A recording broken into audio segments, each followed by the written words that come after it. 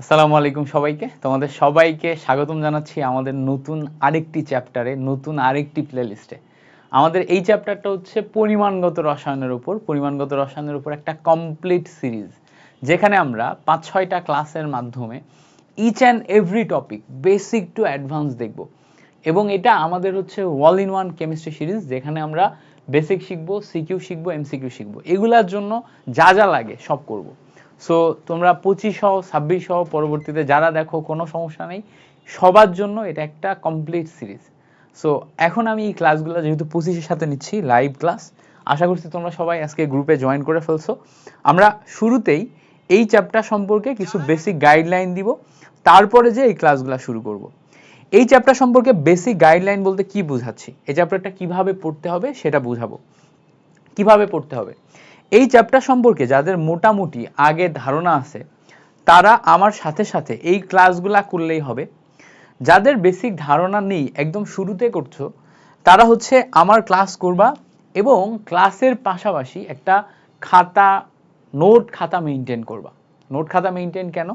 কারণ হচ্ছে টোটাল চ্যাপ্টারটা যখন শেষ হয়ে যাবে তখন টোটাল চ্যাপ্টারের উপর এই ক্লাসের নোট করলে তোমার একটা ম্যাটেরিয়াল তৈরি হবে, যা তোমার টোটাল চ্যাপ্টারে একটা রিভিশন ম্যাটেরিয়াল তৈরি করে দিবে। তুমি যদি এই ম্যাটেরিয়ালটা একবার ডেভেলপ করতে পারো, এটাই মোর দ্যান এনাফ তোমার পরীক্ষার জন্য। পরীক্ষার আগের দিন যখন তুমি পরীক্ষার জন্য প্রিপারেশন নিবা বা রিভিশন দিবা, এই ম্যাটেরিয়ালটাই তোমার এনাফ, আর কিছু লাগবে না, এটাই হয়ে যাবে। আর এছাড়া তুমি যদি এক্সট্রা প্র্যাকটিস করতে চাও, এই টোটাল সিরিজটা কন্টিনিউ করো। টোটাল সিরিজটা কন্টিনিউ করার পর তোমার আর যেটা লাগবে সেটা হচ্ছে বোর্ড কোশ্চেন সলভ করা, বোর্ডের এমসিকিউগুলা, বোর্ডের সিকিউগুলা করা। এমসিকিউর জন্য আলাদা মেইন বইয়ের, হাজারি স্যারের মেইন বইয়ের এমসিকিউগুলার টোটাল সলভ একটা ক্লাস দেওয়া থাকবে, ওইটা দেখে নিলে মেইন বইয়ের এমসিকিউগুলো চলে যাবে। সিকিউ সলভ ক্লাসে সিকিউ তো পেয়েই যাবা, পাশাপাশি তুমি নিজে আর যত সিকিউ বেশি প্র্যাকটিস করবা তোমার জন্য তত বেশি উপকার হবে। সো আমরা দেরি না করে আমাদের আজকের ক্লাসের মেইন অংশে চলে যাই। আশা করি তোমরা সবাই বুঝতে পারছো। যারা যারা আমাকে সালাম দিছো সবাইকে ওয়ালাইকুম সালাম। সবাই ক্লাসে মনোযোগী হয়ে যাও। সো আসো শুরুতেই আমরা দেখি আমাদের আজকের প্রথম টপিক কি আছে। প্রথম টপিক হচ্ছে মোলের হিসাব। প্রথম টপিক হচ্ছে মোলের হিসাব। তুমি যদি পরিমাণগত রসায়ন পড়তে যাও আর মোলের হিসাব না শিখো তাহলে হবে না। মোলের হিসাবের মাধ্যমে পরিমাণগত রসায়নের বেসিক ডেভেলপমেন্ট হয়, অর্থাৎ মোল সংক্রান্ত যত হিসাব নিকাশগুলো আছে এগুলো তুমি যদি একবার শিখে যাও তাহলে পরিমাণগত রসায়ন মানে রসায়নের মাপজোপের যে অংশটা, এটা A to Z কভার হয়ে যায়।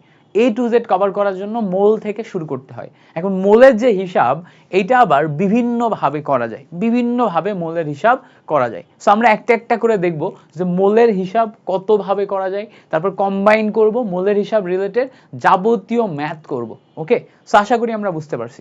সো মোলের হিসাব এই জিনিসটা আমরা যখন শিখব তখন আগে আমরা মোল সম্পর্কে একটা ধারণা নিয়ে আসবো। সো আমরা জানি যে মোল হচ্ছে কোনো একটা যৌগের একটা যেই অ্যামাউন্টে অ্যাভোগাড্রো সংখ্যক অণু, পরমাণু বা আয়ন থাকে তাকে মোল বলে। এভাবে মোলকে সংজ্ঞায়িত করা হয়। সো মোল হচ্ছে পরিমাণগত রসায়নের ক্যালকুলেশনের জন্য একটা প্যারামিটার, যেটা টোটাল পরিমাণগত রসায়নকে ব্রিজিং করে, মানে টোটাল পরিমাণগত রসায়নকে বা রসায়নের সমস্ত ক্যালকুলেশনকে একটা পয়েন্টে একীভূত করে।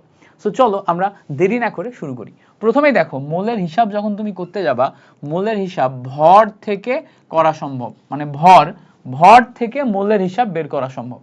তো ভর থেকে মোলের হিসাব বের করার জন্য আমাদের বেসিক ফর্মুলা হচ্ছে n equals to W divided by m। এইটা হচ্ছে ভর থেকে মোল বের করার ফর্মুলা, যেখানে আমাদের n দিয়ে আসলে মোল বোঝায়। n দিয়ে কি বোঝায়? মোল।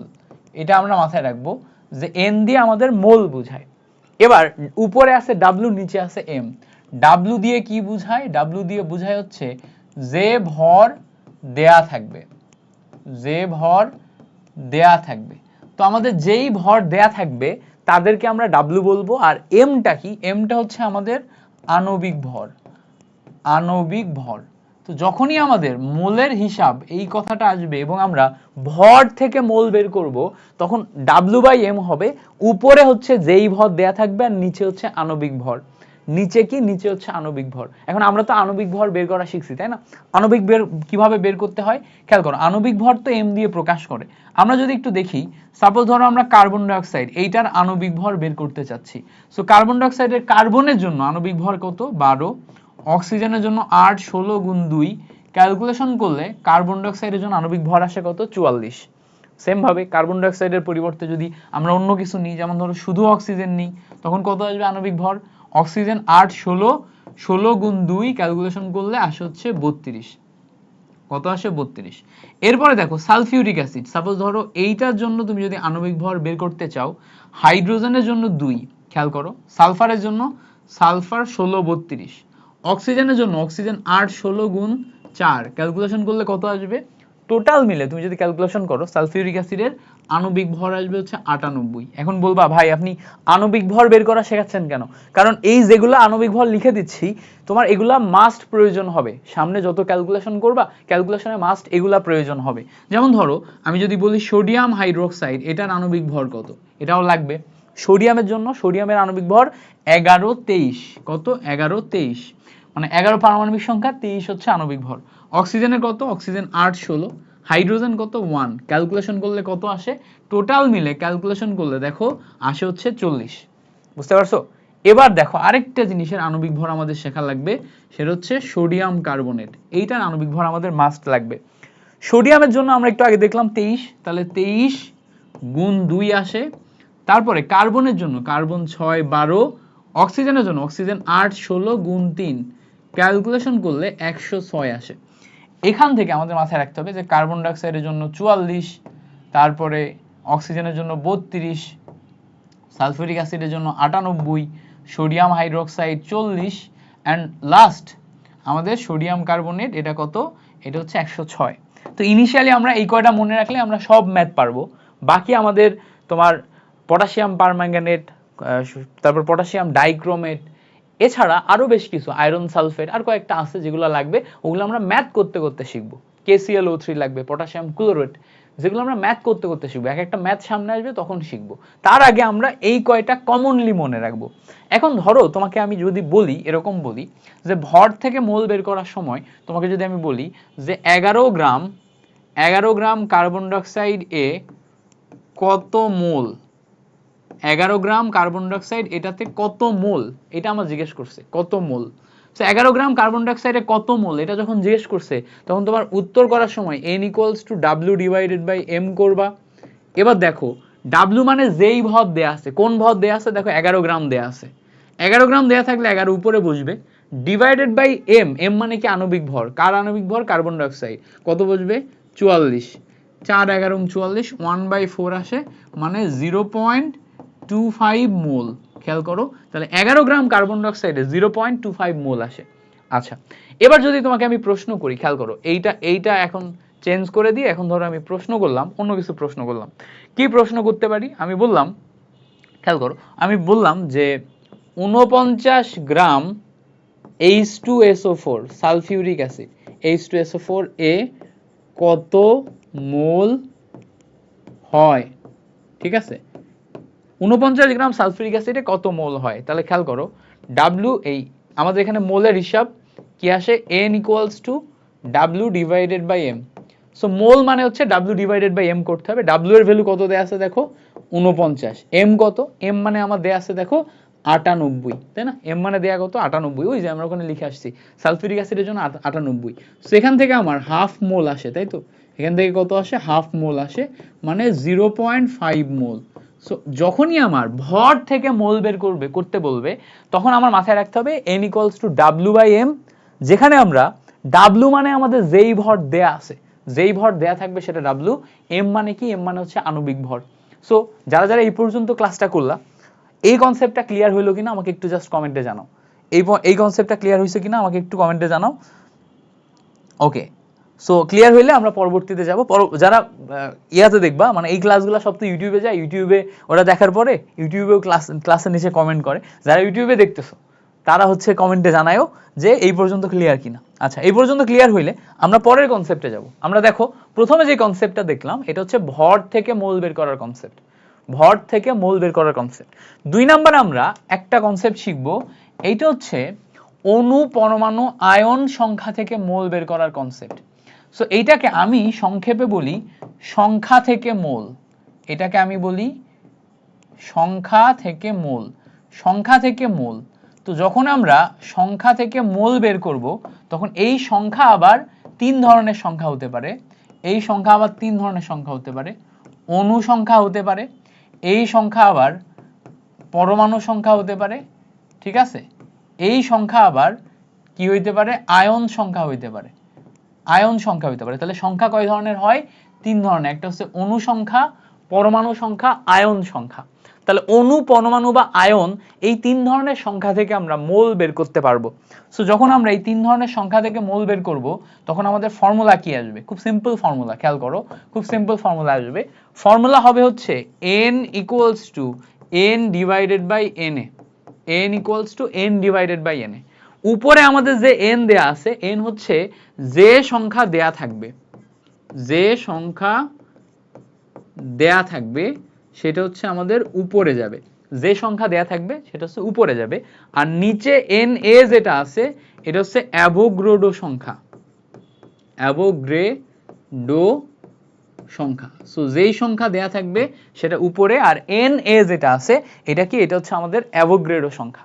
তাহলে যে সংখ্যা দেয়া থাকবে ডিভাইডেড বাই অ্যাভোগাড্রো সংখ্যা, এই আমরা পেয়ে গেলাম। অ্যাভোগাড্রো সংখ্যার আমাদের ভ্যালু আছে, এটা মুখস্থ করতে হবে, 6.023 ইনটু 10 টু দি পাওয়ার 23 এত টি। এইটা হচ্ছে আমাদের অ্যাভোগাড্রো সংখ্যা। এই যে সংখ্যাটা পাইলাম এটা কি? এটা হচ্ছে আমাদের অ্যাভোগাড্রো সংখ্যা। এবার মাথায় রাখবো আমরা এটা যখন বের করব, তুমি মাথায় রাখবা সব সময় এই কথাটা, খেয়াল করো এই কথাটা, বুঝতে প্রথমে অসুবিধা হলো পরবর্তীতে বুঝে যাবা।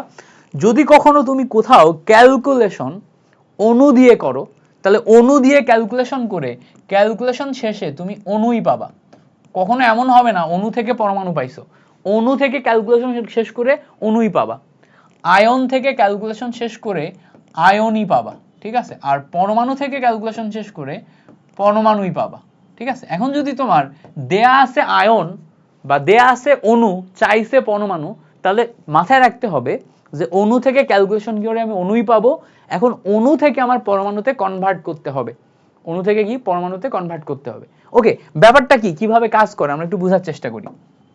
সাপোজ ধরো তোমার কাছে এরকম বললো, সাপোজ ধরো এরকম বললো যে 3 ইন্টু 10 টু দি পাওয়ার 23 টি, ঠিক আছে, এতটি সোডিয়াম পরমাণুতে কত মোল? এতটি সোডিয়াম পরমাণুতে কত মোল? তাহলে এতটি সোডিয়াম পরমাণু বলছে, এতটি সোডিয়াম পরমাণুতে কত মোল যদি জিজ্ঞেস করে, ঠিক আছে, তো এখন আমি বের করব কিভাবে? তাহলে দেখো আমাদের mole n equals to n divided by na। তো এখন যখন আমরা বের করার চেষ্টা করব তখন দেখো আমার এখানে যেই সংখ্যা দেয়া থাকবে সেটা কোথায় যায়? উপরে যায়। তো যেই সংখ্যা দেয়া আছে এটা কত? 3 ইন্টু 10 টু দি পাওয়ার 23। আর নিচে যেটা দেয়া আছে এটা কত? অ্যাভোগাড্রো নাম্বার, সেটা কত? 6.023 into 10 to the power 23। Calculation করলে কত আসে? হাফ মোল আসে। ক্যালকুলেশন করলে কত আসে? হাফ মোল আসে। তাহলে এখান থেকে আমার যেই সংখ্যা দেয়া থাকবে সেটা উপরে বসবে আর অ্যাভোগাড্রো সংখ্যা নিচে বসবে। এভাবে করতে হয়, বুঝতে পারছো? এইভাবে করতে হয়। এবার ধরো আমাকে এরকম কিছু বললো যে এরকম বলছে, হ্যাঁ, জাস্ট একটু বোঝার চেষ্টা করি। আমাদের এরকম বলছে যে 0.4 মোল H2SO4 এ মোট পরমাণু সংখ্যা কত? পরমাণু সংখ্যা কত? খুবই খুবই ট্রিকি একটা কোশ্চেন, খুবই ট্রিকি একটা কোশ্চেন। দেখো আমার জিজ্ঞেস করছে পরমাণু সংখ্যা, দেয়া আছে কি? H2SO4। এবার বলো তো H2SO4 পরমাণু না অণু? উত্তর হচ্ছে H2SO4 নিজে আমার অণু, নিজে আমার অণু। তাহলে অণু থেকে ক্যালকুলেশন করে আমি যেই সংখ্যাটা পাবো এটা হচ্ছে অণু সংখ্যা। এটা কি সংখ্যা? এটা হচ্ছে আমার অণু সংখ্যা। সবসময় মাথায় রাখবো অণু থেকে ক্যালকুলেশন করে আমি পাবো হচ্ছে অণু সংখ্যা, বাট জিজ্ঞেস করছে কি? পরমাণু সংখ্যা। এবার আমার দেখতে হবে এই সালফিউরিক অ্যাসিড এর ভিতরে টোটাল পরমাণু সংখ্যা কয়টা আছে। খেয়াল করলে দেখবা 2টা হাইড্রোজেন পরমাণু আছে, একটা সালফার আর 4টা অক্সিজেন। টোটাল ক্যালকুলেশন করলে 7টা পরমাণু পাওয়া যায়। সো প্রথমে আমাদের যেটা করতে হবে, পরমাণু সংখ্যা বের করার আগে অণু সংখ্যা বের করতে হবে, তারপরে 7 দিয়ে গুণ করে পরমাণুতে কনভার্ট করতে হবে। তাহলে আমরা কিভাবে করব? বের করার সিস্টেম হচ্ছে n = n divided by na। Okay, আমার মোল দেয়া আছে, আমরা অ্যাভোগাড্রো সংখ্যা জানি, তাহলে আমি এখান থেকে n এর ভ্যালু পাবো। তাহলে n = আমার রেজাল্ট আসবে n ইনটু na। ওকে, n ইনটু n আসলো। n মানে কি? n মানে মোল। মোল কত মোল? 0.4 মোল। এবার দেখো na আছে, na মানে কি? na মানে হচ্ছে অ্যাভোগাড্রো সংখ্যা 6 × 10⁻23। ক্যালকুলেশন যদি করো, এই জায়গা থেকে এই পয়েন্টটা উঠে যায়, ডিভাইডেড বাই 10 হয়। ক্যালকুলেশন করো, 4 × 6 = 24 × 10⁻22। এতটি। এই যে সংখ্যাটা আসছে, এটা কি আসবে আসলে? এটা অণু বের হবে। কেন বের হবে অণু? কারণ আমার এখানে অণু ছিল, এই অণু থেকে ক্যালকুলেশন করে আমি অণু সংখ্যাই পাবো। তাহলে এতটি অণু পাচ্ছি। এখন যেহেতু আমার মোট পরমাণু জিজ্ঞেস করছে, তাহলে মোট পরমাণু বের করতে গেলে পরমাণু ইকুয়ালস টু কি হবে? পরমাণু ইকুয়ালস টু হবে হচ্ছে 7 × অণু। অণুর সাথে 7 দিয়ে গুণ করলে তারপর আমি পরমাণু পাবো। সো এখন তুমি এই জায়গাতে 24 এবং এত বসায় দাও, বসায় ক্যালকুলেশন করলে যেটা আসবে ওইটাই তোমার কি হবে? পরমাণু। তাহলে দেখো আমরা সিক্রেটটা বুঝলাম। আমরা সংখ্যা থেকে যেভাবে ক্যালকুলেশন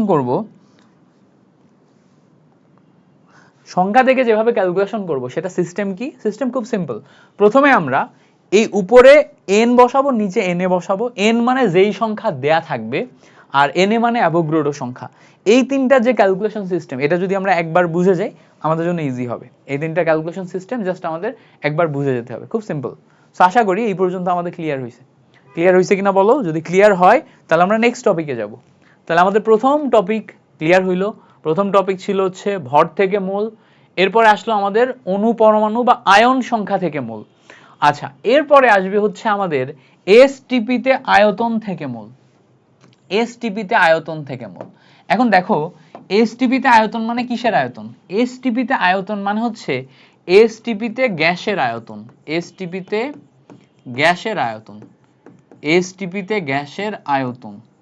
ওকে, এবার আমাদের মাথায় রাখতে হবে এসটিপি তে গ্যাসের আয়তনের ক্ষেত্রে এসটিপি মানে স্ট্যান্ডার্ড টেম্পারেচার এন্ড প্রেসার। আমরা আগে শিখে আসছি স্ট্যান্ডার্ড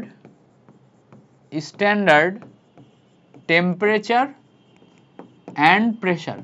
সো এই যে এসটিপি তে স্ট্যান্ডার্ড টেম্পারেচার এন্ড প্রেসার মানে কি? দেখো, আমরা যখন টেম্পারেচার নিব তখন এসটিপি তে টেম্পারেচার হচ্ছে আমাদের তোমার 0°C টেম্পারেচার, তাই না? 273 কেলভিন। আচ্ছা, প্রেসার কত? প্রেসার হচ্ছে 1 অ্যাটমসফিয়ারিক প্রেসার।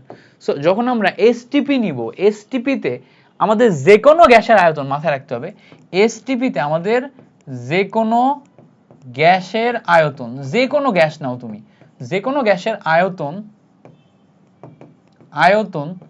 22.4 লিটার, এইটাতে 1 মোল হয়। এইটা হচ্ছে আমাদের ইম্পর্টেন্ট লাইন, যেটা মুখস্থ করতে হবে। সো যখনই আমি এসটিপি নিব, এসটিপি তে যে কোনো গ্যাসের আয়তন 22.4 লিটারে আমাদের 1 মোল হয়। যে কোনো গ্যাস নাও তুমি, ধরো গ্যাস হিসেবে যে কোনো গ্যাস বলতে তুমি এনি টাইপস অফ গ্যাস নাও, নাইট্রোজেন গ্যাস নাও, হাইড্রোজেন গ্যাস নাও, কার্বন ডাইঅক্সাইড গ্যাস নাও, ক্লোরিন গ্যাস নাও, এনি টাইপস অফ গ্যাস নাও, যে কোনো গ্যাসের জন্য 1 মোলের আয়তন যখন তুমি বের করতে যাবা, সেটা সবসময়ই 1 মোলের আয়তন আসবে হচ্ছে 22.4 লিটার বা 22,400 ml। এই যে আয়তন নিলাম, এইটাতে আমাদের 1 মোল হয়। তো এখন যদি আমরা মোল ক্যালকুলেট করতে যাই, তাহলে মোল ক্যালকুলেটের ফর্মুলা আসবে n = উপরে আসবে যে কোনো আয়তন ডিভাইডেড বাই 1 মোলের আয়তন। যে কোনো আয়তন ডিভাইডেড বাই কি? 1 মোলের আয়তন। তো খেয়াল করো, এই যে কোনো আয়তনকে আমরা VL দিয়ে প্রকাশ করি। VL মানে কি? VL মানে হচ্ছে যে আয়তন দেয়া থাকবে, যে আয়তন দেয়া থাকবে। সো যে আয়তন দেয়া থাকবে সেটা হচ্ছে আমরা VL আকারে লিখবো। এটা আমাদের উপরে যাবে আবার বলি, যে আয়তন দেয়া থাকবে এটাকে আমরা ভিএল আকারে লিখবো, এটা আমাদের উপরে যাবে, নিচে হচ্ছে আমাদের 22.4 লিটার এই আয়তন। তাহলে যে আয়তন দেয়া থাকবে ডিভাইডেড বাই 22.4 লিটারের আয়তন। ওকে, আশা করি এই ব্যাপারটা ক্লিয়ার হয়েছে যে আয়তন দেয়া থাকবে ডিভাইডেড বাই 22.4 লিটারের আয়তন। 22.4 লিটার কি? 22.4 লিটার হচ্ছে আমাদের 1 মোল গ্যাসের আয়তন। ওকে, এখন ধরো আমরা এখানে এই এনটাকেই যদি আমরা এমএল এ কনভার্ট করি, তাহলে উপরে ভিএমএল, নিচে আসবে হচ্ছে 22,400। দেখো ভিএমএল, নিচে হচ্ছে 22,400। এইটা নিয়েও ক্যালকুলেশন করা যায়। এখন প্রশ্ন হচ্ছে ভাইয়া এইটা থেকে আমি ক্যালকুলেশন করবোটা কিভাবে, ম্যাথ আসবে কিভাবে? খুব সিম্পল, ম্যাথ আসবে খুব সিম্পল ওয়েতে। যেমন ধরো আমাদের ম্যাথে এরকম দিয়ে দিতে পারে, বলল যে 11.2 লিটার কার্বন ডাইঅক্সাইড এ কত মোল। ঠিক আছে, আমি কিন্তু ইনিশিয়ালি খুব সহজ কোশ্চেন করাচ্ছি, একটু পরে জটিল কোশ্চেনে যাব তোমাদের ধারণা দেওয়ার জন্য। হ্যাঁ, এই চ্যাপ্টারের বেসিক ধারণা দেওয়ার জন্য এবং সিম্পল নোট তৈরি করার জন্য আমি সিম্পল জিনিস পড়াচ্ছি। যেমন ধরো জিজ্ঞেস করতে পারে 11.2 লিটারে কত মোল, তাহলে আমি এটা বের করব কিভাবে? n equals to VL divided by 22.4। তো যেই মোল দেয়া থাকবে সেটা উপরে বসে, দেয়া আছে কোন মোল? 11.2। তাহলে দেখো 11.2 আমার দেয়া আছে, নিচে আমার ফর্মুলা অনুযায়ী 22.4। ক্যালকুলেশন করলে এখান থেকেও আমার হাফ মোল হয়, এখান থেকে কি হয়? হাফ মোল হয়। তাহলে এই যে হাফ মোল গেল, এইটা থেকেই আমরা পাচ্ছি হচ্ছে 11.4। ওকে, ক্লিয়ার হয়েছে জিনিসটা? সো আমরা যদি হচ্ছে n ইকুয়ালস টু হাফ মোল করি, তাহলে এখান থেকে আমরা এটা পাচ্ছি। আশা করি ব্যাপারটা ক্লিয়ার হয়েছে। ওকে, গ্রেট। সো এই পর্যন্ত আমরা ক্লিয়ার হইতে পারছি কিনা? এটা অন্যভাবেও আসতে পারে। অন্যভাবে কি? র্যান্ডম যে কোনো একটা সংখ্যা দিয়ে দিতে পারে, র্যান্ডম যে কোনো একটা সংখ্যা। তোমাকে বললো যে 500 ml হাইড্রোজেন গ্যাসে কত মোল। হ্যাঁ, এরকম র্যান্ডম সংখ্যা দিয়ে প্রশ্ন করতে পারে। যদি এরকম র্যান্ডম সংখ্যা দিয়ে প্রশ্ন করে, তাহলে উত্তরটা কিভাবে করবা? হ্যাঁ, সিম্পল, দেখবা যে এখানে কি বলছে, এটা কি আমার লিটার বলছে নাকি এমএল বলছে? এমএল বলছে। এমএল বললে মোল এইটা ইকুয়ালস টু আমরা ভিএমএল ডিভাইডেড বাই 22,400 আসে।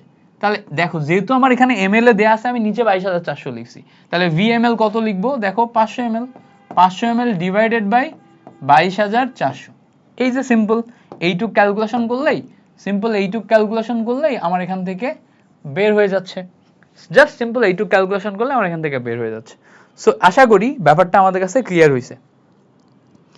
ওকে ভাইয়া, আপনি যদি পারেন পাশাপাশি হাজারি স্যারের বইয়ের কোন কোন টপিক কতটুকু পড়বো বলতেন ভালো হইতো। হ্যাঁ, বলে দিব, সমস্যা নেই, কোনো সমস্যা নেই, এইগুলাও সব বলে দিব। আমার পুরা এই লেকচারটা সাজানোই হচ্ছে হাজারি স্যারের বইয়ের উপরে। হাজারি স্যারের বইয়ের টপিক সিরিয়াল, হাজারি স্যারের বই থেকে ম্যাথ নেওয়া, সামনে আমরা যে সমস্ত ম্যাথগুলা করাবো, এখানে এই টোটাল চ্যাপ্টারে আমি 20-25টার উপরে তোমাকে ম্যাথ করাই দিব, আরও বেশি করাই দিব। তো সব ম্যাথ আসবে হচ্ছে হাজারি স্যারের বই থেকে নেওয়া, যাতে তোমাদের ইজি হয় বুঝতে, কেমন? আর হচ্ছে ইউটিউবে আমাদের মেডিকেল অ্যাডমিশন টেস্টের জন্য ক্লাস হবে। মেডিকেল অ্যাডমিশন টেস্টের ক্লাস হচ্ছে মেইন বই ধরে পড়ানো হয়, বুঝতে পারছো? তো ইউটিউবে এই 20 তারিখ থেকে মেডিকেল অ্যাডমিশন টেস্টের জন্য আমি তোমাদের ফ্রি ক্লাসেস দিব, বুঝতে পারছো? মেডিকেল কেমিস্ট্রি বলে, ওইটা হাজারি স্যারের বই দাগায় পড়াবো। হাজারি স্যারের বই দাগায় পড়াবো, প্রত্যেকটা চ্যাপ্টার গুণগত, তারপর হচ্ছে মানে প্রত্যেকটা চ্যাপ্টার ওখানে দাগায় পড়ানো হবে হাজারি স্যারের বই। সো তোমার কাজ হচ্ছে, আমি যখন ওই ক্লাসেসগুলো নিব, তোমরা যারা এখানে দেখতেছো 26 ব্যাচের আছো, তোমরা চাইলে মেডিকেল কেমিস্ট্রির ওই ক্লাসগুলো করতে পারো। তাহলে হাজারি স্যারের বইয়ের ভিতরের কোন লাইনগুলো তোমার লাগবে, কোন লাইনগুলো কেমন ইম্পর্টেন্ট এবং বুঝবা কিভাবে, ইচ অ্যান্ড এভরিথিং তোমার ওখান থেকেও ক্লিয়ার হবে। সো এই জন্য ওইগুলাও দেখো, ওগুলা দেখলেও কাজে লাগবে। তোমরা যারা থাকবা তোমরাও দেখো। আচ্ছা, সো আশা করি আমাদের আয়তন থেকে মোল এই পার্টটা ক্লিয়ার হয়েছে। আয়তন থেকে মোল এই পার্টটা কি ক্লিয়ার হয়ে গেছে? এবার আসো আমরা আরেকটা গুরুত্বপূর্ণ টপিক পড়বো, এটা হচ্ছে এসএটিপি থেকে তোমার এসএটিপিতে আয়তন থেকে মোল। তো আমরা যেমন এসটিপিতে আয়তন দেখলাম, এসএটিপিতে আয়তন আবার ডিফারেন্ট। এসএটিপিতে আয়তন কি? দেখো এসএটিপিতে আয়তন হচ্ছে 22.4 লিটারের পরিবর্তে 24.8 লিটার। তো এসএটিপিতে যখন তুমি মোল বের করবা, তখন উপরে 22.4 লিটার, উপরে এল নিলে 22.4 লিটারের পরিবর্তে 24.8 লিটার নেওয়া লাগবে। আর এটা যদি তুমি এমএল এ করো, তাহলে ভি এমএল ডিভাইডেড বাই 24,800 আসবে। VmL ডিভাইডেড বাই 1000 দিয়ে গুণ করবা, 24,800 আসবে। তো এখানে আসলে কোনটা দিয়ে কি বোঝাচ্ছে, ওই আগের মতোই VmL বা VL, এই যে জিনিসটা আছে এটা দিয়ে বোঝাচ্ছে যে আয়তন দেয়া থাকবে, যে আয়তন দেওয়া থাকবে, যে আয়তন দেয়া থাকবে এটা আমরা উপরে বসাবো, আর বাকি বসাইলে আমরা এখান থেকে মোল বের করতে পারবো। তাহলে এইটা হচ্ছে এসএটিপিতে আয়তন বের করার বেসিক ফর্মুলা। এই ফর্মুলাটাও আমাদের জানতে হবে, ফর্মুলা জানলে আমরা এখান থেকে ইজিলি ম্যাথ করতে পারবো। সো আশা করি এই পর্যন্ত ক্লিয়ার। এই পর্যন্ত ক্লিয়ারের পরে আমাদের আরেকটা ফর্মুলা আসে হচ্ছে ঘনমাত্রা থেকে মোল। ঘনমাত্রা থেকে মোল বলতে কি বোঝাচ্ছে খেয়াল করো। ঘনমাত্রা থেকে মোল বলতে বোঝাচ্ছে আমাদের এখানে n equals two v into S একটা ফর্মুলা আসবে। এই ফর্মুলাটা আমরা সামনে যে পাবো, হ্যাঁ এটা কেমনে আসে কিভাবে হয় মোলারিটি পার্টে যে পাবো, আমরা 9-10-এও পড়ছি, বাট এখন আমরা এটা মনে রাখবো যে n ইকুয়ালস টু vs, যেখানে যেখানে আমাদের একটু মাথায় রাখতে হবে s হচ্ছে আমাদের মোলার ঘনমাত্রা। s কি? s হচ্ছে আমাদের মোলার ঘনমাত্রা। কোথাও যদি মোলার ঘনমাত্রা দেয়া থাকে তখন আমাদের এই ফর্মুলা দিয়ে করতে হবে। আর এইটা হচ্ছে লিটার এককে আয়তন। এটা কি? লিটার এককে আয়তন। তাহলে দেখো মোলার ঘনমাত্রা এবং লিটার এককে আয়তন যদি এই দুইটা জিনিস দেয়া থাকে তাহলে সেখান থেকেও আমরা মোল বের করতে পারি। যেমন আমাকে বললো এরকম, খেয়াল করো, বললো এরকম যে 400 ml, ঠিক আছে, 0.4 মোলারিটি, হ্যাঁ, সোডিয়াম হাইড্রোক্সাইড এ কত মোল, এরকম প্রশ্ন করলো। তো এই যে জিজ্ঞেস করছে 400 ml এততে কত মোল, এটা দেখেই বুঝতে পারছি এইটা দিয়ে আমার আয়তন বোঝাচ্ছে, এইটা দিয়ে আমার ঘনমাত্রা বোঝাচ্ছে। কত মোল জিজ্ঞেস করছে মানে n বের করতে হবে। তাহলে n বের করতে হলে n ইকুয়ালস টু আমার আসবে হচ্ছে vs, v হবে কিসে? লিটারে। তাহলে খেয়াল করো আয়তন আমার 400 ml দেয়া আছে, তো আমি উপরে 400 ml লিখলাম, এইটাকে লিটারে কনভার্ট করলে আমি কি করব 1000 দিয়ে ভাগ করব ইনটু এস, এস কত? 0.4। তাহলে এইটা ক্যালকুলেশন করলে দেখো 2 শূন্য 2 শূন্য কেটে গেল, এইটাকে যদি তুমি ক্যালকুলেশন করো 0.4 ডিভাইডেড বাই 10 পাওয়া যায়। 4 4 উপরে যায় হচ্ছে 16 ডিভাইডেড বাই নিচে যায় 100, ক্যালকুলেশন করলে 0.16 মোল আসে। কত আসে? 0.16 মোল। তাহলে যদি কখনো আমার এরকম ঘনমাত্রা এবং আয়তন দেয়া থাকে সেইটা থেকে আমি মোল বের করব n equals two vs formula দিয়ে। কি দিয়ে? n equals two vs formula দিয়ে। এটা হচ্ছে আমাদের মোল বের করার আরেকটা trick, n equals two vs formula. খুব সিম্পলি আমরা ইজি ওয়েতে বের করতে পারি। সো আশা করি এই জিনিসটা আমরা মাথার ভিতরে ক্লিয়ারলি ঢোকাইতে পারছি যে n equals two vs formula কিভাবে হয়, কেমনে হয় এবং আমরা কিভাবে বের করব। আচ্ছা, এই পর্যন্ত ক্লিয়ার। এই যে জিনিসপত্রগুলো ক্লিয়ার, এইগুলা ক্লিয়ার হওয়ার পর এখন আমাদের একটা জিনিস শিখতে হবে, সেটা হচ্ছে সব ফর্মুলা একসাথে শিখতে হবে। সব ফর্মুলা একসাথে। কেন একসাথে আমরা এখনই দেখাবো। দেখো সব ফর্মুলা যখন আমি একসাথে শিখবো তখন আমার বহুত উপকারে আসবে। আমি মোল n লিখলাম, n এর পর আমি প্রথম ফর্মুলা শিখলাম ভর থেকে, যেটা হচ্ছে w/m। তারপরে আমি ফর্মুলা শিখলাম সংখ্যা থেকে, যেটা হচ্ছে n ডিভাইডেড বাই n এ। তারপরে আমি ফর্মুলা শিখলাম কি থেকে? VL ডিভাইডেড বাই 22.4 লিটার, এটা থেকে। তারপরে আমি ফর্মুলা শিখলাম VL ডিভাইডেড বাই 24.8 লিটার, এটা থেকে। তারপরে আমি ফর্মুলা শিখলাম n ইকুয়ালস টু vs থেকে, যেটা মানে কি? যেটা মানে হচ্ছে আমার ঘনমাত্রা ইনটু আয়তন। এরপরে এখন আমাদের ওই পরিমাণগত রসায়নে আমরা ভালো করে খেয়াল করে দেখো একটা ফর্মুলা শিখেছিলাম যে PV ইকুয়ালস টু nRT পরিমাণগত রসায়নে। এখান থেকে n ইকুয়ালস টু ফর্মুলা বের করলে দেখো PV ডিভাইডেড বাই RT পাওয়া যায়। সো আরেকটা ফর্মুলা আসে পরিমাণগত রসায়নের সাথে কম্পেয়ার করলে PV ডিভাইডেড বাই RT। এই হচ্ছে আমাদের সমস্ত ফর্মুলা একসাথে। এগুলা কি? এগুলো হচ্ছে আমাদের সমস্ত ফর্মুলা একসাথে। এখন প্রশ্ন হচ্ছে ভাই সমস্ত ফর্মুলা একসাথে কেন দেখতেছি আমি? খেয়াল করো আমরা যখন আগে ক্যালকুলেশন করছি তখন মোল থেকে ভর, ভর থেকে মোলে আসছি, সংখ্যা থেকে মোলে আসছি, আয়তন থেকে মোলে আসছি, এই এসএটিপিতে আয়তন থেকে মোলে আসছি, ঘনমাত্রা থেকে মোলে আসছি, এই কন্ডিশন থেকে মোলে আসছি। যখন আমি এক লাইনে সবগুলা লিখলাম এর মানে হচ্ছে আমার মোলে আসা লাগবে না, যে কোনোটার সাথে যে কোনোটা আমি ক্যালকুলেশন করতে পারবো। যে কোনোটার সাথে যে কোনোটা মানে কি? ধরো আমার দেয়া আছে ভর, দেয়া আছে ভর, জিজ্ঞেস করছে সংখ্যা, তাহলে আমি ভরের সাথে সংখ্যা ক্যালকুলেশন করতে পারবো। ধরো আমার দেয়া আছে এসটিপিতে আয়তন, জিজ্ঞেস করছে সংখ্যা, এটা বের করতে পারবো। ধরো আমার দেয়া আছে এসটিপিতে আয়তন, জিজ্ঞেস করছে ভর, এটার সাথে এটা বের করতে পারবো। ধরো আমার দেয়া আছে ঘনমাত্রা, জিজ্ঞেস করছে এরকম নির্দিষ্ট কন্ডিশন, আমি মানে ইজিলি বের করতে পারবো। তাহলে আমার এখানে মেইন কাহিনী হইতেছে সবগুলা এক লাইনে লিখতে পারতে হবে, সবগুলা এক লাইনে লিখলে আমার ইজিলি এই সব কিছু কানেক্ট করা সম্ভব, ম্যাথ করে দেখাবো। বাট আসি এই জায়গাতে আমাদের স্পেসিফিক ভাবে বোঝা লাগবে এন মানে আমাদের কি বোঝায়, এন মানে আমাদের মোল বোঝায়, এক লাইনে শিখতে হবে।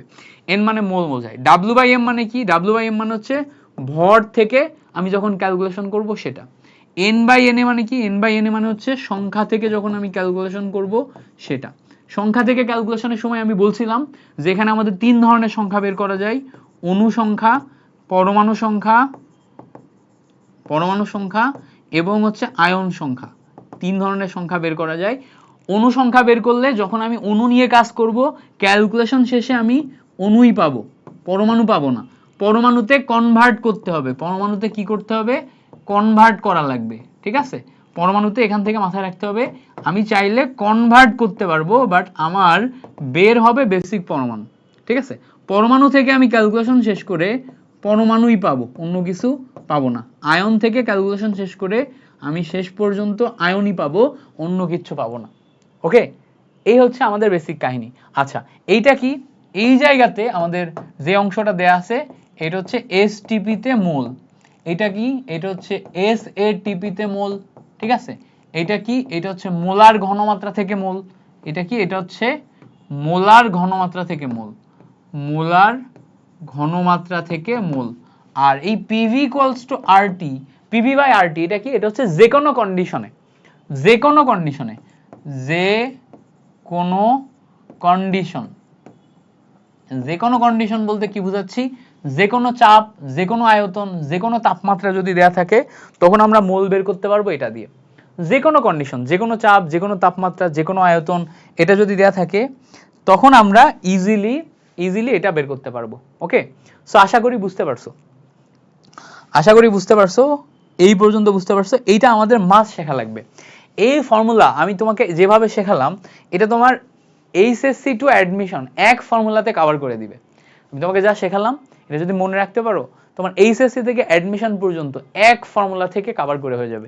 তুমি সমস্ত ক্যালকুলেশন, এইচএসসির ক্যালকুলেশন, অ্যাডমিশনের ক্যালকুলেশন, সব ক্যালকুলেশন এই এক জায়গা থেকে শিখতে পারবা। বিলিভ মি, এক জায়গা থেকে শিখতে পারবা। একাডেমিকে তুমি যদি সুন্দর মতো এগুলা শিখে ফেলতে পারো, তুমি এমনিতেই টপ ক্লাস ইউনিভার্সিটিতে, বুয়েট, ঢাকা ইউনিভার্সিটি, তুমি সিকিউরেট সব জায়গাতে চান্স পাবা, ঠিক আছে, কোনো সমস্যা হবে না। আবার মেডিকেলেও ভালো করতে পারবা। পরে আসো, এখন চলো আমরা একটু এই জায়গা থেকে অ্যাডভান্স চিন্তা করতে শিখি। আমাদের এখন কাজ হচ্ছে একটু অ্যাডভান্স চিন্তা করা। অ্যাডভান্স চিন্তা বলতে কি বুঝাচ্ছি, যদি আমাদের বলে এরকম, যদি আমাদের বলে যে কি বলতে পারে, ধরো আমাদের এরকম বললো যে 10 লিটার কার্বন ডাইঅক্সাইড গ্যাসে 10 লিটার কার্বন ডাইঅক্সাইড গ্যাসে অক্সিজেন পরমাণু সংখ্যা কত। তো জিজ্ঞেস করছে 10 লিটার কার্বন ডাইঅক্সাইড গ্যাসে অক্সিজেন পরমাণু সংখ্যা কত। তাহলে খেয়াল করো, এই যে 10 litre carbon dioxide gas, definitely এটা হচ্ছে এসটিপিতে। 10 লিটার কার্বন ডাইঅক্সাইড গ্যাসে অক্সিজেন পরমাণু সংখ্যা কত সেটা বের করতে বলছে। তো আমরা যখন জানি যে এসটিপিতে 10 লিটার কার্বন ডাইঅক্সাইড গ্যাস দেয়া আছে, তার মানে আমরা এসটিপিতে মোল বের করতে পারবো n equals to VL divided by 22.4 litre. এবার যখন আমার এখানে পরমাণু সংখ্যা বের করতে বলছে, তার মানে সংখ্যা বের করার জন্য আমার ফর্মুলা কি, n ডিভাইডেড বাই n। আচ্ছা, গেল। এখন দেখো এই জায়গা থেকে আমরা দেখতে পাচ্ছি যে কার্বন ডাইঅক্সাইড গ্যাস দেয়া আছে, তো কার্বন ডাইঅক্সাইড গ্যাসের আয়তন দেয়া আছে। তো আমরা জানি VL মানে যে আয়তন দেয়া থাকবে, তো যে আয়তন দেয়া থাকবে এই আয়তনের সাথে যেহেতু সংখ্যা বের করতে বলছে, তাহলে আমার ফর্মুলা হবে এটা। তাহলে আমরা এখানে বেসিক ফর্মুলা পাবো VL ডিভাইডেড বাই 22.4 লিটার আর n ডিভাইডেড বাই na, এইটা পাবো আমরা বেসিক ফর্মুলা। এই ফর্মুলা ব্যবহার করে আমাদের ম্যাথ করতে হবে, অ্যাজ যে এখানে আমাদের আয়তন এবং সংখ্যা এই দুইটা জিনিস ক্যালকুলেট করে বের করতে বলছে। তাহলে আমরা এখন অ্যাডভান্স চিন্তা করছি, এখন আমরা মোলকে ব্রিজ করতেছি না, এই দুইটাকে ব্যবহার করতেছি। দেখো এখানে আমাদের আয়তন যেটা দেয়া আছে সেটা 10 লিটার। তো আমি আগেই বলছি যে আয়তন দেয়া থাকবে সেটা উপরে যাবে। 10 লিটার দেয়া আছে, আমরা উপরে 10 লিখলাম, ডিভাইডেড বাই 22.4 নিলাম। এবার দেখো আমার অক্সিজেন পরমাণু সংখ্যা বের করতে বলছে, বাট আমরা জানি যদি আমি অণু নিয়ে কাজ করি, অণু নিয়ে কাজ করে অণু সংখ্যাই পাবো, তাই না? অণু নিয়ে কাজ করে অণু সংখ্যাই পাবো। কার্বন ডাইঅক্সাইড নিজে অণু, তাহলে অণু নিয়ে কাজ করলে আমি অণু সংখ্যাই পাবো। তাহলে আমার এখানে এন যেটা দেয়া আছে এটা ডেফিনেটলি অণু সংখ্যা। তাহলে এখান থেকে ক্যালকুলেশন করে আমি অণু সংখ্যা পাবো। তাহলে এখান থেকে আমি এন এর ভ্যালু যখন বের করতেছি, আর গুণ করো 10 into 6 into 10 to the power 23 divided by 22.4। এই যে ক্যালকুলেশন করলাম, ক্যালকুলেশন করে আমার যেটা বের হবে ডেফিনেটলি এটা হবে হচ্ছে অণু সংখ্যা। আমার কাছে ক্যালকুলেটর নাই এখানে, তুমি একটু ক্যালকুলেশন করে বলো তো কত আসে, এটা কত আসে?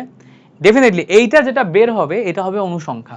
তো এখানে একটা ধরো এক্স অ্যামাউন্টের ভ্যালু আসলো, ধরো এখানে একটা এক্স অ্যামাউন্টের ভ্যালু আসলো। এই যে ভ্যালুটা আসলো এটা কি? এটা হচ্ছে অণু সংখ্যা। এটা কি? এটা হচ্ছে অণু সংখ্যা। এখন প্রশ্ন হচ্ছে যে অণু সংখ্যাটা আসবে, এই অণু সংখ্যা তো আমার চাই নাই, আমার চাইছে কি? আমার চাইছে হইছে অক্সিজেন পরমাণু সংখ্যা। তো এই অণু সংখ্যাকে এখন আমাদের পরমাণুতে কনভার্ট করতে হবে। এখন খেয়াল করো তো, একটা কার্বন ডাইঅক্সাইড অণুতে টোটাল পরমাণু আছে 3টা আর অক্সিজেন পরমাণু আছে 2টা। তাহলে আমি যদি অক্সিজেন পরমাণু কাউন্ট করতে চাই, অক্সিজেন পরমাণু কাউন্ট করতে চাই, তাহলে 2 দিয়ে গুণ করা লাগবে।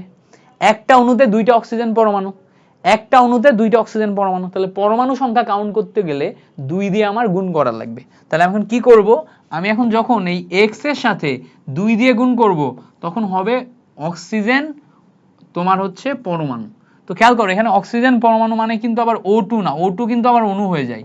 একটা অক্সিজেন পরমাণু, একটা অক্সিজেন পরমাণু, এভাবে লিখতে হবে যে এর সাথে 2 দিয়ে গুণ করলে যেই সংখ্যাটা আসে সেইটা হচ্ছে আমার অক্সিজেন পরমাণু। ওকে ভাই, আজকে কি ফার্স্ট ক্লাস নাকি পর্ব 3?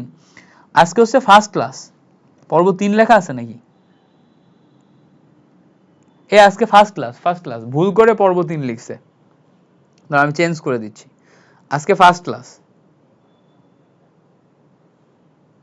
ওই আমার ছোট ভাই টাইটেল দেওয়ার সময় ভুল করে লিখে ফেলছে, আজকে ফার্স্ট ক্লাস, বুঝছো? আজকে ফার্স্ট ক্লাস। আজকে হচ্ছে আমাদের পরিমাণগত রসায়নের প্রথম ক্লাস। ঠিক করে দিছি আমি, রিফ্রেশ করো, রিফ্রেশ করলেই ঠিক হয়ে যাবে।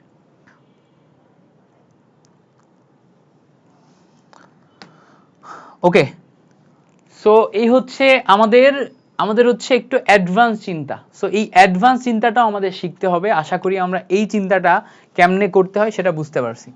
আরেকবার একটু বলি আমাদের এখানে কি ছিল। আমাদের এখানে ছিল হচ্ছে যে এসটিপিতে 10 লিটার কার্বন ডাইঅক্সাইড গ্যাসে অক্সিজেন পরমাণু সংখ্যা কত। যদি এরকম কোনো প্রশ্ন করে যেখানে আমাদের গ্যাস এসটিপিতে আয়তন দেয়া আছে, চাইছে পরমাণু সংখ্যা, তাহলে আমরা কি পাবো? দেখো খেয়াল করলে বুঝতে পারবা, n equals to VL divided by 22.4 n by na, এটা পাচ্ছি। So VL divided by 22.4 n by na, এই দুইটার ভিতর রিলেশন লাগবে। যেই আয়তন দেয়া থাকে সেটা উপরে যায়, ক্যালকুলেশন করব, আর এখান থেকে n বের করা মানে আমার তোমার এই কার্বন ডাইঅক্সাইড অণু দেয়া আছে, কার্বন ডাইঅক্সাইড অণু সংখ্যা বের হবে। তো এখান থেকে ক্যালকুলেশন শেষ করে আমি কার্বন ডাইঅক্সাইড অণু সংখ্যা বের করছি। এই দেখো কার্বন ডাইঅক্সাইড অণু সংখ্যা বের করছি। কার্বন ডাইঅক্সাইড অণু সংখ্যা এখান থেকে আমার পরমাণুতে কনভার্ট করতে হবে। পরমাণুতে কনভার্ট করব কিভাবে? একটা অণুতে কয়টা পরমাণু আছে সেটা দেখে আমি অণুতে কনভার্ট করতে পারবো, পরমাণুতে কনভার্ট করতে পারবো। সো আশা করি এই ব্যাপারটা ক্লিয়ার করতে পারছি তোমাদের কাছে। ওকে,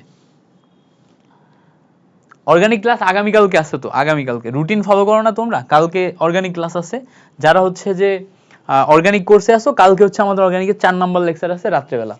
ওকে, আজকে হচ্ছে আমরা পরিমাণগত পড়তেছি। ওকে, এবার আসো আমাদের মেইন বইয়ের প্রথম ম্যাথটা আমরা দেখার চেষ্টা করি। মেইন বইয়ের প্রথম ম্যাথ, এইটা আমাদের একটু ভালো করে খেয়াল করতে হবে। এই ম্যাথটা খুব আসে, অ্যাডমিশনেও আসে, আবার এইচএসসিতেও আসে, সেটা ভালো করে দেখতে হবে।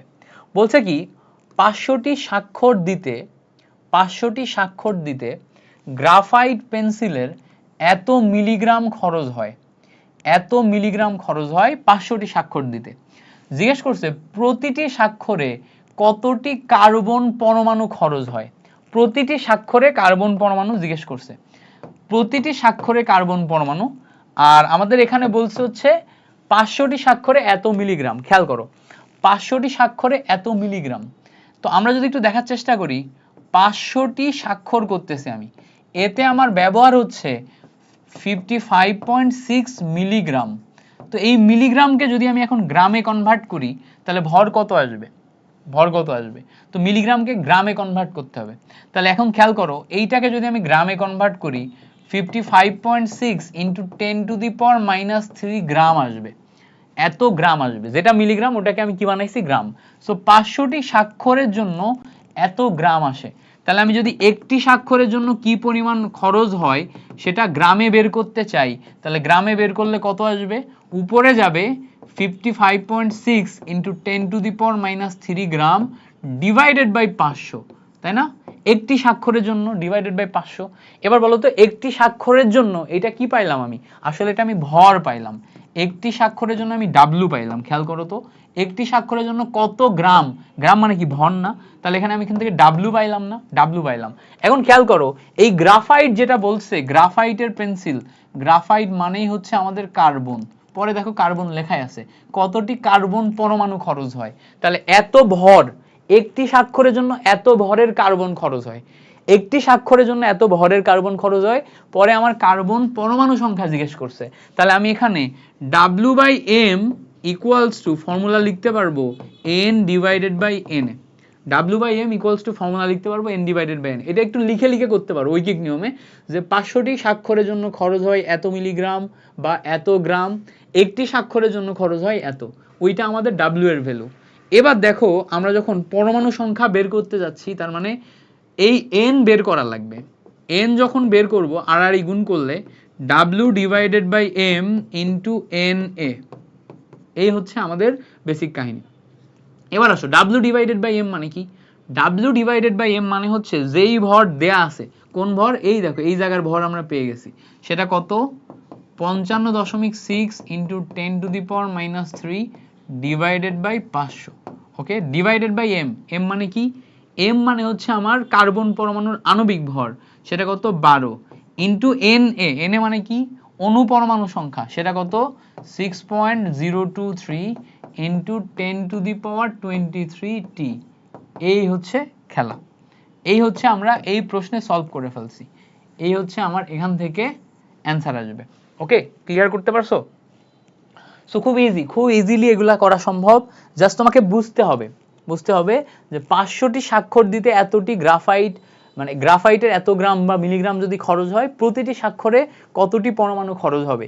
খুবই ইম্পর্টেন্ট একটি কোশ্চেন, ভেরি ভেরি ইম্পর্টেন্ট একটি কোশ্চেন, শিখে রাখো কাজে দিবে। খুবই ইম্পর্টেন্ট একটি কোশ্চেন, শিখে রাখো কাজে দিবে।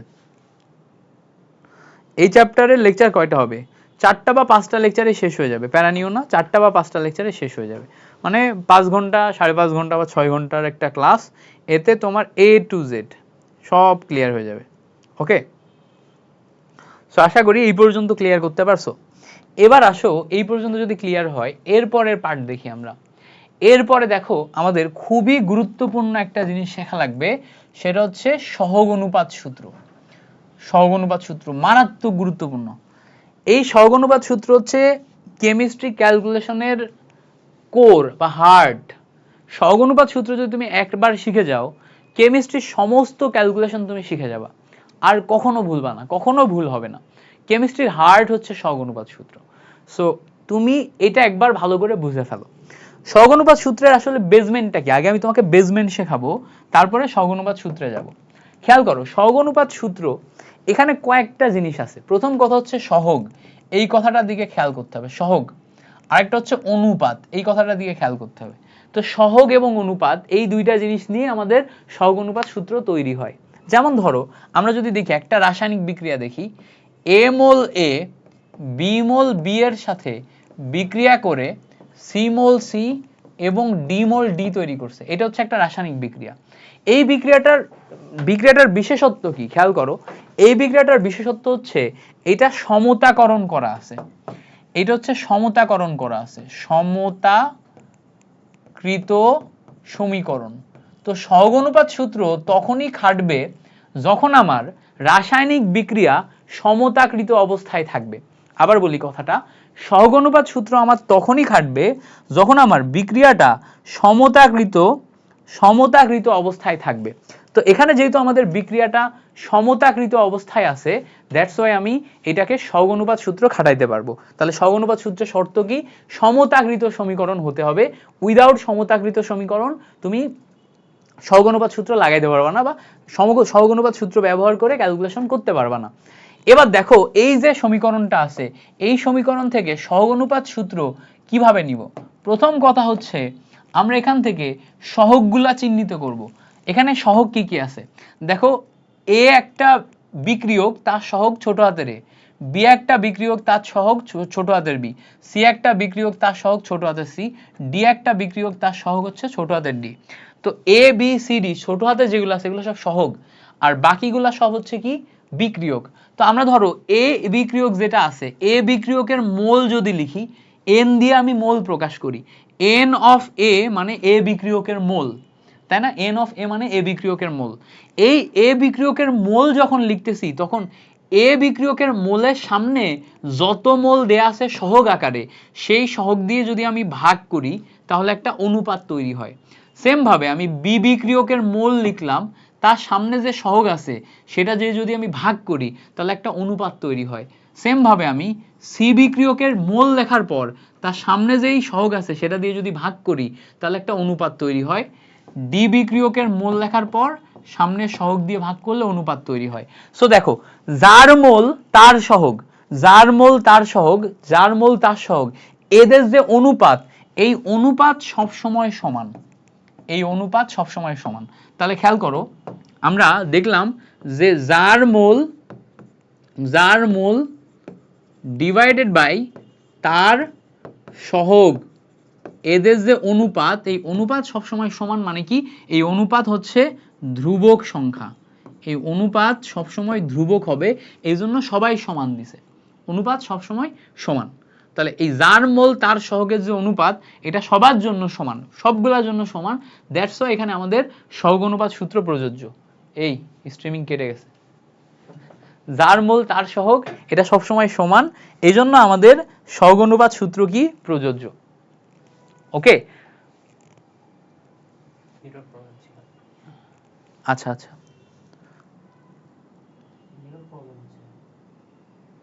এমনিতে ঠিক আছে না?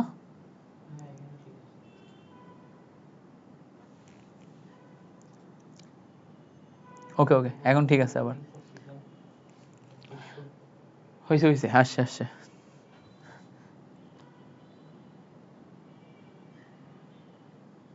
ওকে, আমি পড়াইতে থাকি, রেকর্ড তো হইতেছে পরে। স্ট্রিমিং আছে না কেটে গেছে?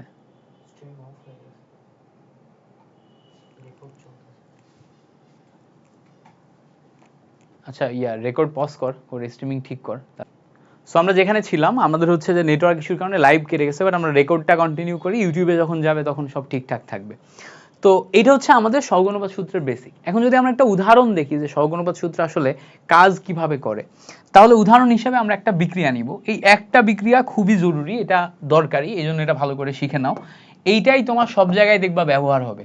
সেটা হচ্ছে নাইট্রোজেন এবং 3 হাইড্রোজেন বিক্রিয়া করে আমাদের 2 মোল অ্যামোনিয়া প্রস্তুত করে। নাইট্রোজেন এবং 3 হাইড্রোজেন বিক্রিয়া করে 2 মোল অ্যামোনিয়া প্রস্তুত করে। এই বিক্রিয়ার জন্য তুমি যদি নাইট্রোজেনের মোল দেখো, খেয়াল করো, N of nitrogen, N of nitrogen, নাইট্রোজেনের মোল মানে কি? N of nitrogen. সামনে সহগ কত আছে? 1 ডিভাইডেড বাই 1 করলে যেই রেশিওটা আসে সেটা সমান হবে, কার সমান হবে? হাইড্রোজেনের জন্য n of hydrogen divided by 3, এইটার অনুপাতের সমান হবে। এইটা আবার সমান হবে কার? অ্যামোনিয়ার। দেখো, n of ammonia divided by 2। তাহলে আমি যদি এখানে অনুপাত করার চেষ্টা করি, দেখো এইভাবে আসতেছে, n of nitrogen divided by 1 equals to n of hydrogen divided by 3 equals to n of ammonia divided by 2। এইভাবে আমরা এখান থেকে অনুপাত পাইলাম। এখন বলবা ভাই সহগ অনুপাত সূত্র তো শিখলাম, বাট এটা লাভ কি? আসলে লাভ আছে, তুমি এখন যা খুশি তাই ক্যালকুলেশন করতে পারবা। যেমন ধরো এখানে তুমি নাইট্রোজেন ক্যালকুলেশন করতে চাচ্ছ, নাইট্রোজেনের মোল বের করতে চাচ্ছ, তাহলে এই যে মোল সংখ্যা আছে না, এই মোল সংখ্যাকে 1/1 রেখে তুমি জানো যে মোলকে ভাঙলে W/M পাওয়া যায়। তো W/M এটা কার জন্য? নাইট্রোজেনের জন্য। ইজিলি কনভার্ট করা যায়। তুমি যদি বের করতে চাও এই হাইড্রোজেনের অণু পরমাণু সংখ্যা ইজিলি বের করতে পারবা। 1/3 নিয়ে নাও, এই নাইট্রোজেনের মোলকে ভাঙলে অণু পরমাণু সংখ্যা N/Na পাওয়া যায়।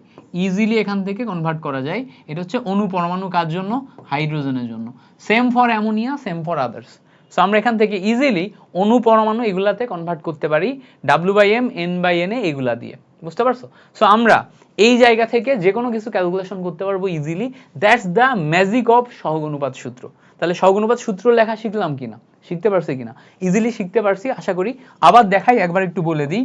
দেখো আমি উপরে নাইট্রোজেনের মোল লিখছি N অফ নাইট্রোজেন, তার সামনের সংখ্যাকে ভাগ করছি। হাইড্রোজেনের মোল লিখছি N অফ হাইড্রোজেন, তার সামনের সংখ্যাকে ভাগ করছি। অ্যামোনিয়ার মোল লিখছি N অফ অ্যামোনিয়া, তার সামনের সংখ্যাকে ভাগ করছি। করলে যে অনুপাত আসে, অনুপাত সবার জন্য সমান। অনুপাত যেটা আসে এটা সবার জন্য সমান। এই হচ্ছে আমাদের সহগ অনুপাত সূত্র। ওকে, গ্রেট। এইবার সহগ অনুপাত সূত্রের এখান থেকে আমি একটা ম্যাথ দেখাবো। আমি নিজে একটা ম্যাথ করে দেখাবো, তাহলে তোমরা ভালো বুঝবা।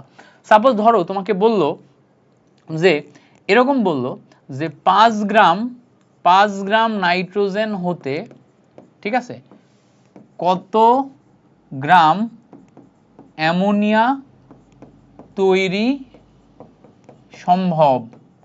5 গ্রাম নাইট্রোজেন হতে কত গ্রাম অ্যামোনিয়া তৈরি সম্ভব? অ্যামোনিয়া তৈরি সম্ভব। তো কত গ্রাম অ্যামোনিয়া তৈরি সম্ভব এটা 5 গ্রাম নাইট্রোজেন হতে বের করতে হবে। খুব সিম্পলি বের করা যায়। কিভাবে? দেখো নাইট্রোজেন থেকে অ্যামোনিয়া, তাহলে আমরা বিক্রিয়াটা জানি, নাইট্রোজেন প্লাস 3 হাইড্রোজেন বিক্রিয়া করে আমাদের তৈরি করে 2 মোল অ্যামোনিয়া। এই বিক্রিয়ার জন্য আমরা প্রথমে লিখব সহগ অনুপাত সূত্র। খুব সিম্পলি লেখা যায়। কিভাবে? প্রথমে আমি নাইট্রোজেনের জন্য মোল লিখব N অফ নাইট্রোজেন, তারপরে আমি হাইড্রোজেনের জন্য মোল লিখব, তারপরে আমি অ্যামোনিয়ার জন্য মোল লিখব। যার সামনে সহগ ডিভাইডেড বাই তার, মানে অনুপাত। যার সামনে সহগ ডিভাইডেড বাই তার, যার সামনে সহগ ডিভাইডেড বাই তার। সো 1 সহগ আছে 1 ডিভাইড, 3 সহগ আছে 3 ডিভাইড, 2 সহগ আছে 2 ডিভাইড, মাঝখানে দেখো ইকুয়াল চিহ্ন আছে। এখন আমাদের প্রশ্নে যেহেতু নাইট্রোজেন থেকে অ্যামোনিয়া প্রস্তুত করতে বলছে, মানে নাইট্রোজেন এবং অ্যামোনিয়ার মাঝখানে ব্রিজ হবে। নাইট্রোজেন এবং অ্যামোনিয়ার মাঝখানে কি হবে? ব্রিজ হবে। So N of nitrogen divided by 1 equals to N of ammonia divided by 2। এটা আসার কথা। এবার খেয়াল করো, আমার অ্যামোনিয়ার ভর দেয়া আছে, এই নাইট্রোজেনের ভর দেয়া আছে, অ্যামোনিয়া বের করতে হবে। তাহলে নাইট্রোজেনের যদি ভর দেয়া থাকে, তাহলে আমি এখানে W/M এইটা নাইট্রোজেনের জন্য বসাতে পারবো। আর এই সাইডে 1/3, খেয়াল করো যেহেতু আমার ভর বের করতে হবে, এখানেও আমার W/M ই আসবে, বাট কার জন্য? অ্যামোনিয়ার জন্য। কার জন্য? অ্যামোনিয়ার জন্য। খেয়াল করো এখানে আমাদের নাইট্রোজেনের ভর 5 গ্রাম অলরেডি দেয়া আছে, ডিভাইডেড বাই নাইট্রোজেনের আণবিক ভর কত? নাইট্রোজেন 7 14 14 দুগুণে 28 পেয়ে গেলাম, ইকুয়ালস টু 1/3 আছে ইনটু অ্যামোনিয়ার জন্য আণবিক ভর m এর ভ্যালু কত? নাইট্রোজেন 7 14 14 আর 3 17 পেয়ে গেলাম। উপরে দেখো W আছে, W এর ভ্যালু এই পেয়ে গেলাম। সো এখন যদি আমি RR গুণ করি, RR গুণ করলে W ইকুয়ালস টু ভ্যালু পাবো, RR গুণ করলে 5 ইন্টু 17 ডিভাইডেড বাই, দেখো 5 into 17 divided by 28 into 3।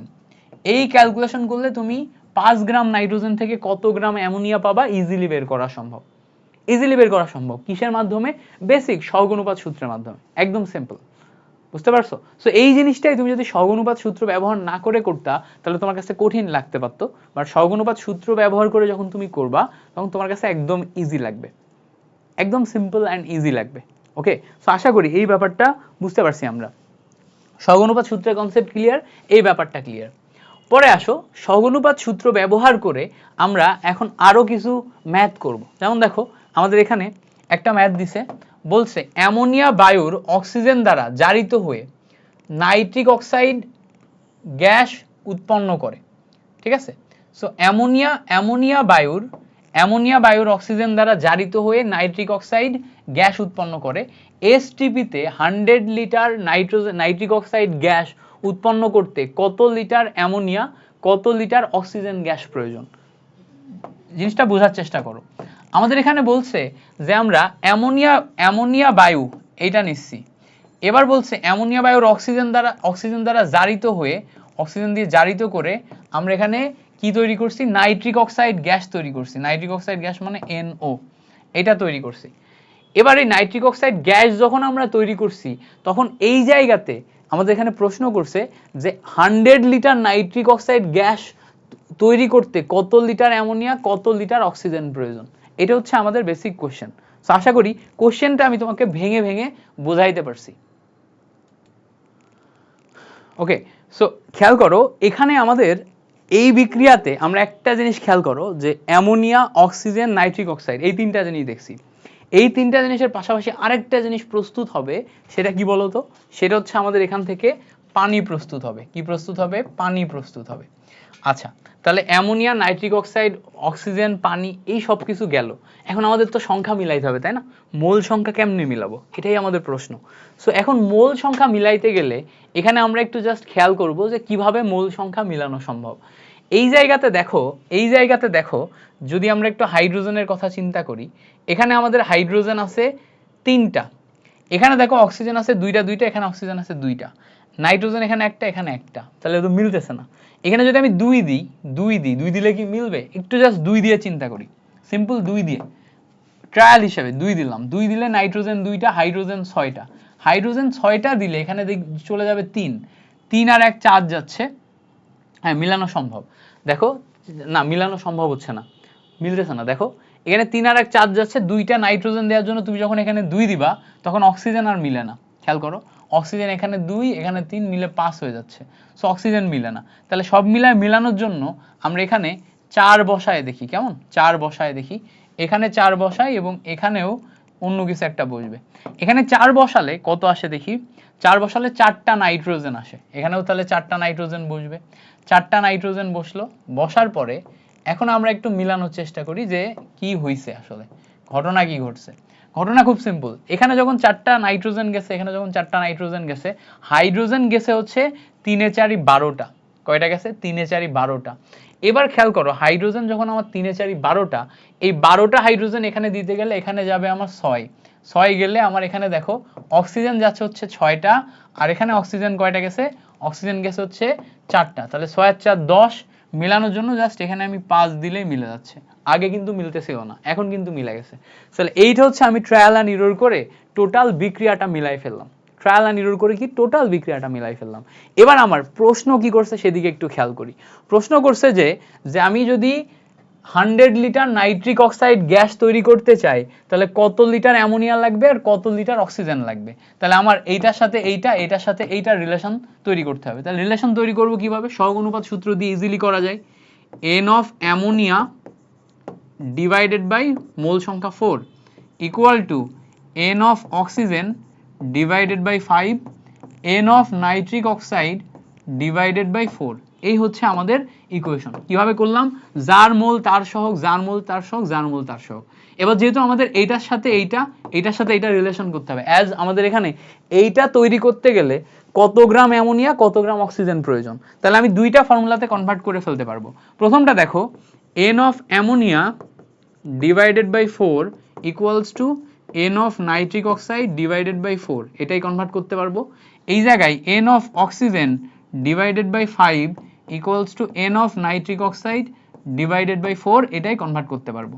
So দুইটাই যদি আমি কনভার্সন শেষ করে ফেলি, এখন দেখো ইজিলি বের করা সম্ভব।